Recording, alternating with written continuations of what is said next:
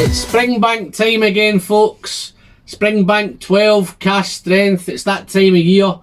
This one's coming in at 56.1, non-chill filtered, natural colour, all the good stuff we expect and we demand from Springbank. The slightly different cask maturation in this one as well. This one is 45% sherry, 25% bourbon, 25% burgundy, and 5% port. So, what's it like? What I'm going to do, guys, I say I did the one last year. I might do, if I've got time at the end, I might do a little comparison. But I'm going to crack into your nose this.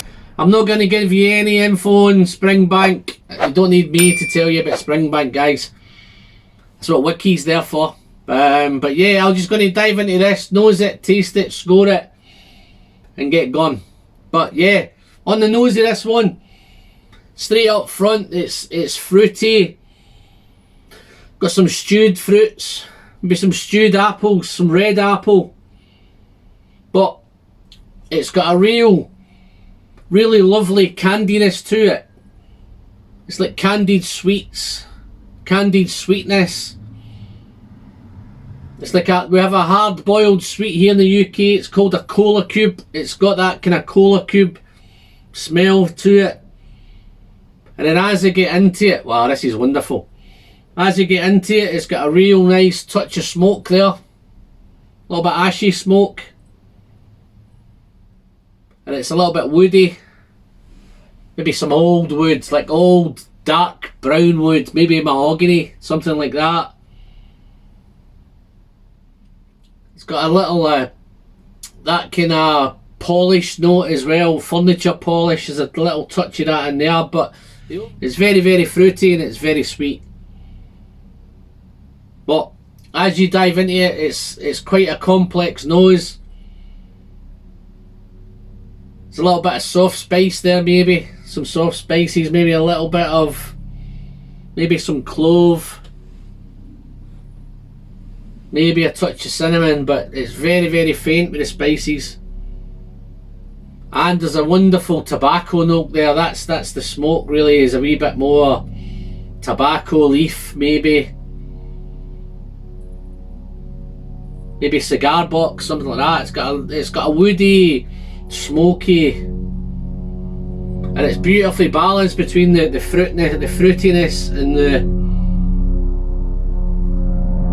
wow, got some sort of aeroplane flying over. I don't know if you can pick that up, guys, but seems quite low.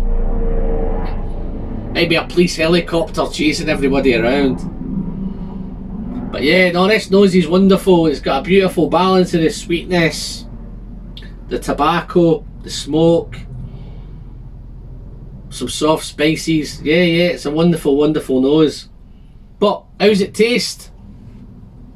As you can see, guys, I've not opened this one. I managed to pick up a sample.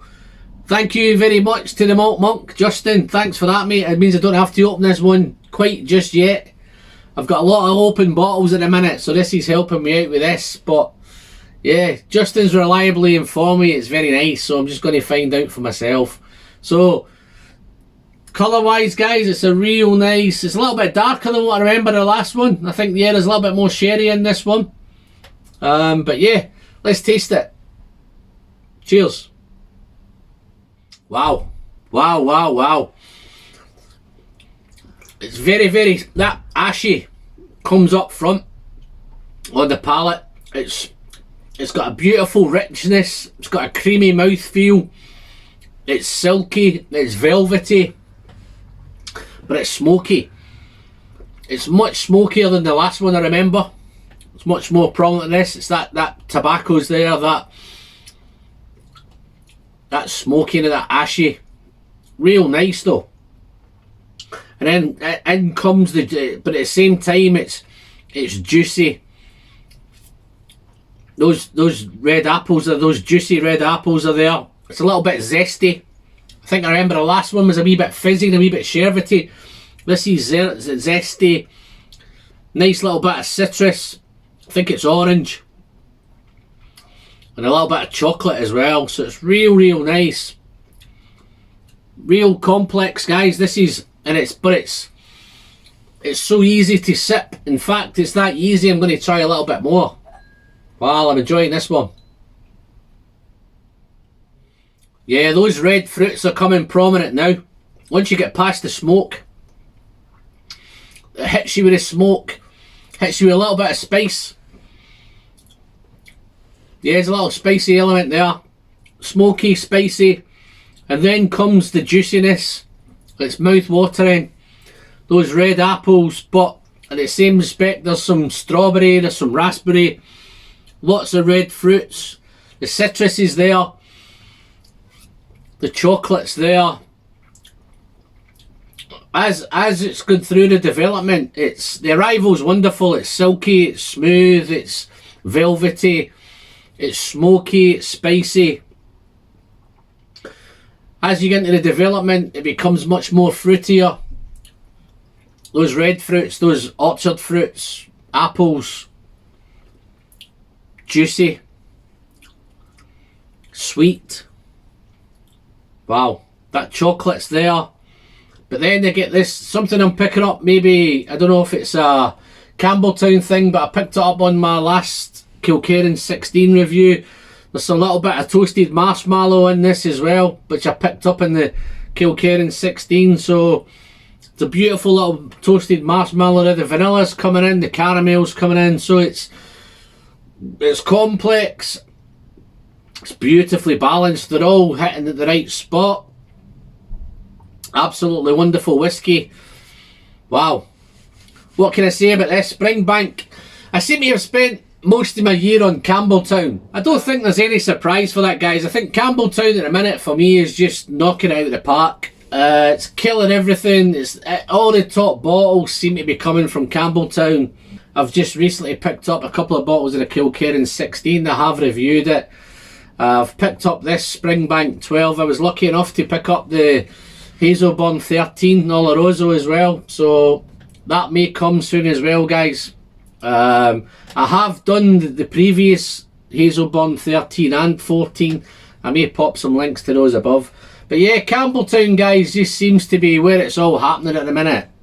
Even Glen Scotia's picking up some wonderful Glen Scotia single casks and stuff like that. But yeah, getting back to this one, let's do the finish. Okay, on that finish, through the palate and through the development, you've got all that sweetness, all that juiciness, all that zestiness. Heading into the finish, it becomes a little bit drier, a little bit tannic. Some really nice tannins there. Some dry spices, real nice. But again, it's sweet and it's smoky. And right on the end, there's a touch of old leather right on the end. So all in all, guys, this is an absolutely fantastic whiskey. Just while I'm here, guys, I did have one poured earlier. So I've got last year's one that I did. So while I'm here, I'll do a little comparison. But again, the colour's much lighter because this is like 65% bourbon. But what I remember from this one, this was sweet and fruity. A little bit of herbal on this one as well, but it was completely different to the new one because this was much more vanillaed, much more, there's nutty, there was marzipan. That orange is still there as well, and this is a little bit spicier as well. But for remember, I'm just going to have a quick sip of this, guys, and just back through. I've got quite a good memory on it, but let's just confirm it. This is spicier. Bit more nip on this one, I think, although it's 57 and this one's 56. It's much more spicy on this. It's much more, the velvety palate's there, the velvety, the silky, the arrival. It's great. This is just a little bit more spicy, a little bit more alcohol burn. It's nice and smoky, but I remember this one is much more vanillaed, toffeed, even as far as a little bit treacled on this one. This is much more red fruit, raspberries, strawberries. Both fantastic. I know they're both cask strength 12 Springbanks. They're very different, and I think that's coming down to the cask maturations, which I think is fantastic.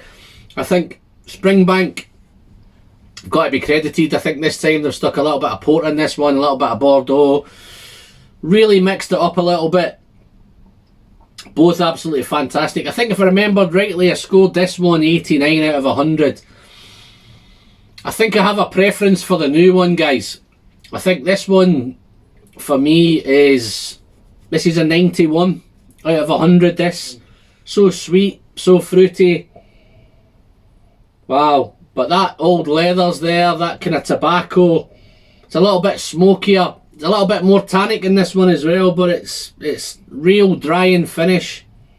That old leather's there, but fantastic. One last sip, guys, before I get going. So yeah, dive into the comments, guys. If you've liked the video, give me the thumbs up, smash that like button. If you've not subscribed, why not? YouTube's telling me 46% of my regular viewers have still not subscribed. It's just down there, guys, just track the button. Friendly reminder from me to thee, it's completely free and it doesn't cost you anything, and you're helping the channel massively on its way to the magical 3K. Don't forget to click the bell, be kept up to date whenever I'm dropping a new video or a new live stream. And other than that, guys, that's me. I'm Alan. It's been a pleasure as always, and the last thing to say is the pleasure is in the sharing, and I'll see you all again very, very soon. Thank you. Bye bye.